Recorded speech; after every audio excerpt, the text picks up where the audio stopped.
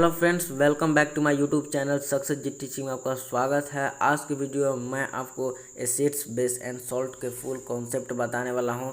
मैंने इसका introduction chapter दे दिया है और आज मैं एसिड्स बेस के बारे में पढ़ाने जा रहा हूं। चलिए वीडियो को स्टार्ट करते हैं।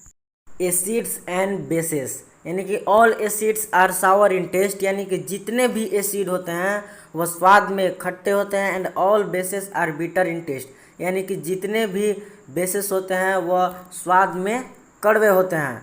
तो हम लोग कैसे इसको पहचानेंगे, यानी पहचानने का मुझे दो तरीके हैं, ठीक है।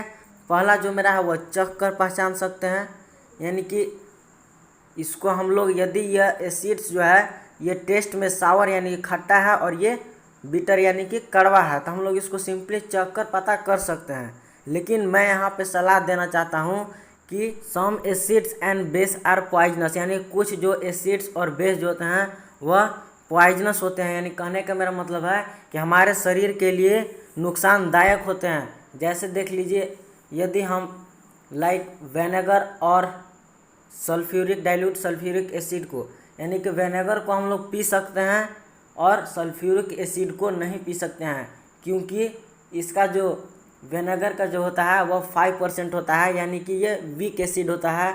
और इसका यदि देखा जाए डाइल्यूट सल्फ्यूरिक एसिड का यदि बैटरी में डाला जाता है वो कितना होता है, 30% होता है, यानी कि ये जो है हमारे शरीर के लिए लाभदायक नहीं है। ओके, आप जिज्ञासु छात्र होने के नाते आप मुझसे पूछ सकते हो कि क्या मैं डाइल्यूट सल्फ्यूरिक एसिड यानी कि स्ट्रॉन्ग एसिड को यदि हम 5% पर डाइल्यूट कर देते हैं तो क्या हम इसे पी सकते हैं?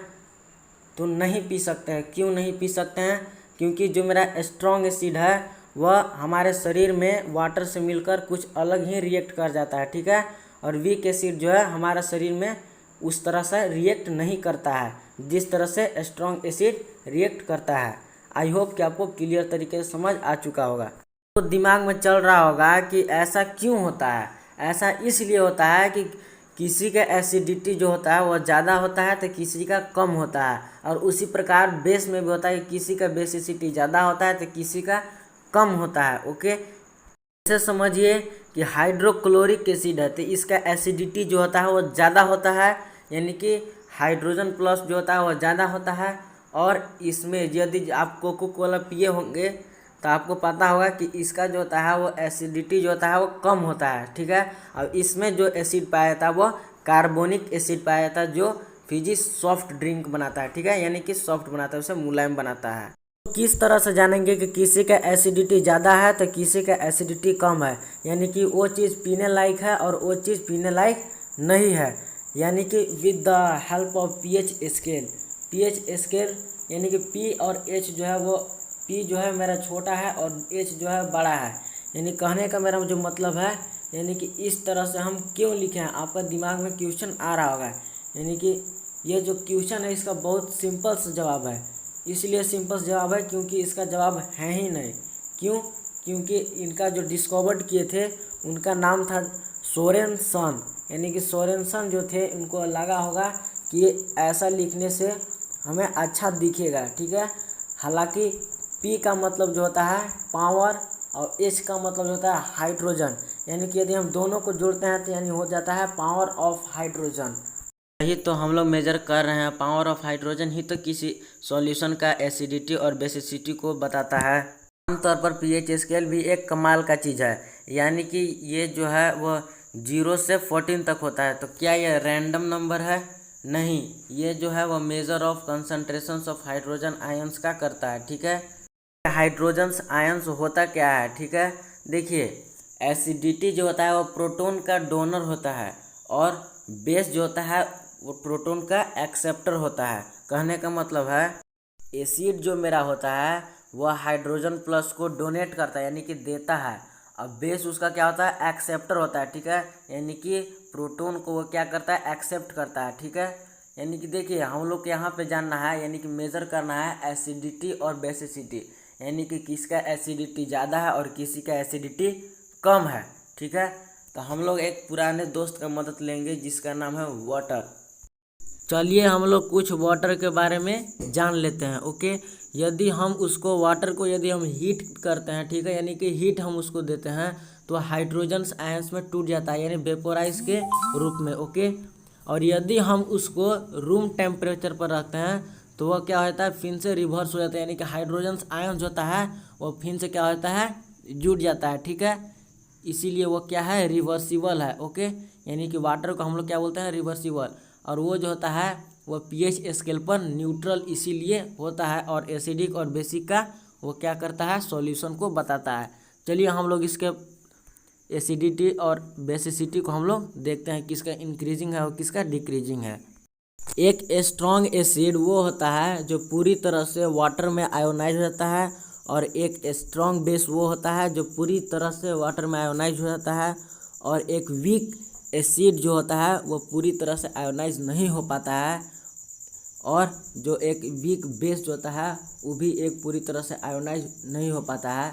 इसलिए हमें इसका आंसर मिलता है कि 5% विनेगर हम लोग पी सकते हैं, और क्यों नहीं हम लोग डाइल्यूट सल्फ्यूरिक एसिड को 5% पर हम लोग पी नहीं सकते हैं, क्योंकि यह स्ट्रॉन्ग एसिड है जो हमारे शरीर में क्या करता है, बहुत जल्दी आयोनाइज हो जाता है। ठीक है, और एक वीक बेस जो है वो आयोनाइज नहीं हो पाता है। आई होप कि आपको इसका आंसर क्लियर मिल चुका होगा।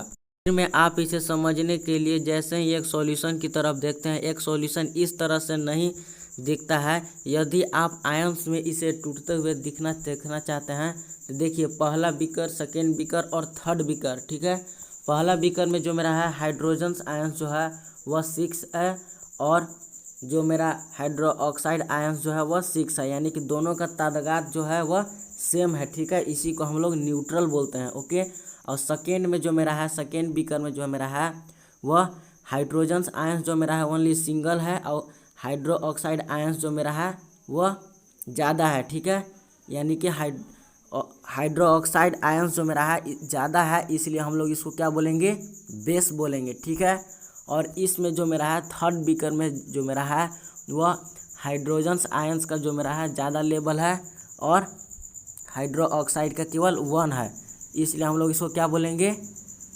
एसिड बोलेंगे। ठीक है, आई होप कि आपको क्लियर तरीके से समझ आ चुका होगा कि इसको हम लोग एसिड, बेस और न्यूट्रल बोलते हैं। समझ लेते हो तो आपको फुल कॉन्सेप्ट के साथ क्लियर हो जाएगा कौन सा स्ट्रॉन्ग एसिड है और कौन सा वीक एसिड है। ठीक है, देखिए, the acid present in the plant materials and animals are called organic acid, यानी कि ऑर्गेनिक एसिड उसको बोलते हैं जो प्लांट्स और एनिमल्स से हमें प्राप्त होता है। ठीक है, जैसे देखिए, एसेटिक एसिड हो गया, सेट्रिक एसिड हो गया, लैक्टिक एसिड हो गया, और टर्ट्रिक एसिड हो गया, और ऑक्जेलिक एसिड हो गया। घबराइए मत, आपको इमेज के साथ में देता हूँ। देखिए, एसेटिक एसिड जो होता है वह हमारा जो होता है विनेगर में पाया जाता है, और दूसरा जो होता है सेट्रिक एसिड जो होता है वह हमारे फ्रूट में पाया जाता है, जैसे देखिए लेमन्स हो गया, ऑरेंज हो गया। ठीक है, इस लोग में पाया जाता है। और लैक्टिक एसिड जो होता है वह हमारे दूध से दही में बनाने में प्रयोग होता है। ठीक है, और तीसरा जो मेरा है वह क्या है, टैट्रिक एसिड ना। टैट्रिक एसिड जो मेरा होता है वह क्या होता है, टर्मिंड में, यानी टर्मिंड में पाया जाता है। ठीक है, और मेरा लास्ट जो है ऑक्जेलिक एसिड, ये क्या चीज़ में पाया जाता है, ये सिंपली टमाटर में पाया जाता है, जो आप लोग डेली यूज़ के लिए करते हो। ठीक है, आई होप कि आपको ये क्लियर हो चुका होगा कि हम लोग वीक एसिड किसको बोलते हैं। देखिए, सिंपली समझ लीजिएगा, ऑर्गेनिक एसिड जो होता है वह नेचुरली ऑक्योरिंग एसिड है। ठीक है, उसी को हम लोग वीक एसिड बोलते हैं। ये जो होता है वह हमारे शरीर को हार्मफुल नहीं पहुंचाता, यानी कि it is not harmful to eat और ड्रिंक सब्सटेंस। ठीक है, यानी कि ये हार्मफुल नहीं है, हम इसको खा सकते हैं और पी सकते हैं। ओके, ये सिंपली नेचुरली ऑक्योरिंग है सब्सटेंस है। ठीक है, आई होप कि आपको क्लियर हो चुका होगा। और हम लोग स्ट्रॉन्ग एसिड किसको बोलते हैं, हम लोग इसको देखते हैं। स्ट्रॉन्ग एसिड उसको बोलते हैं the acid prepared from the minerals of the earth are called mineral acid या स्ट्रॉन्ग एसिड। ठीक है, यानी कि जो एसिड हमें कहाँ से प्राप्त होता है, मिनरल ऑफ अर्थ से, यानी कि हमें कहाँ से प्राप्त होता है, अर्थ से प्राप्त होता है ना, उसी को हम लोग क्या बोलते हैं, स्ट्रॉन्ग एसिड या मिनरल एसिड हम लोग बोलते हैं। ठीक है, जैसे देखिए एग्जांपल में hydrochloric acid, sulphuric acid and nitric acid. ठीक है, ये जो तीनों है हम लोग, हमारा जो है वह स्ट्रॉन्ग एसिड है। ठीक है, और हाइड्रोक्लोरिक एसिड जो मेरा है वह कहाँ पे यूज़ करते हैं, हम लोग को आयरन मेटल का जो रस्टिंग होता है उसको रिमूव करने में मदद होता है। ठीक है, और सल्फ्यूरिक एसिड जो है वह एसिड का राजा उसे कहा जाता है, यानी कि वो ऑयल रिफाइनिंग के लिए यूज होता है, बैटरी में भी यूज होता है। और नाइट्रिक एसिड जो है वो मेरा रॉकेट वगैरह में यूज होता है इसका सिंपली, ठीक है। बात और स्ट्रॉन्ग एसिड को क्या किया जाता है, लेबोरेटरी में चख कर पता नहीं किया जा सकता है, ठीक है, क्योंकि ये स्ट्रॉन्ग एसिड है, ठीक है। इसे टेस्ट कर पता नहीं किया जा सकता है। नियस ने कहा था कि एसिड वो सब्सटेंस होता है जो रिलीज करता है हाइड्रोजन आयंस रिलीज करता है, ठीक है। देखिए, यदि हम कोई भी सब्सटेंस को यानी कि स्ट्रॉन्ग एसिड को यदि हम वाटर में डिसॉल्व करते हैं तो वह हमें हाइड्रोजन प्लस देते हैं, ठीक है। इसलिए हम लोग उसको जानते हैं कि वो क्या है, एसिडिक नेचर का है, ठीक है। आई होप कि आपको क्लियर हो चुका होगा इमेज से। इसलिए यदि हमें बेस को पता करना है तो क्या करेंगे, पहले हम रखेंगे वाटर को रखेंगे और उसमें डिसॉल्व करेंगे स्ट्रॉन्ग एसिड को, और वो जो देगा वह हाइड्रो ऑक्साइड देगा, तब हम लोग वो पहचान लेंगे कि ये क्या है, ये बेसिक सॉल्यूशन है। आई होप कि आपको क्लियर हो चुका होगा, और माइनस में वो देता है, ठीक है। आई होप कि आपको फुल कॉन्सेप्ट के साथ एसिड्स और बेस कंप्लीट हो चुका होगा। यदि आप मेरे चैनल पर न्यू हैं तो मेरे चैनल को सब्सक्राइब करके ऑल पे घंटी पर प्रेस कर दें, ताकि आने वाला नोटिफिकेशन सबसे पहले आप तक पहुंच जाए, और मेरे वीडियो को ज़रूर से ज़रूर लाइक कर दें। Thank you for watching video.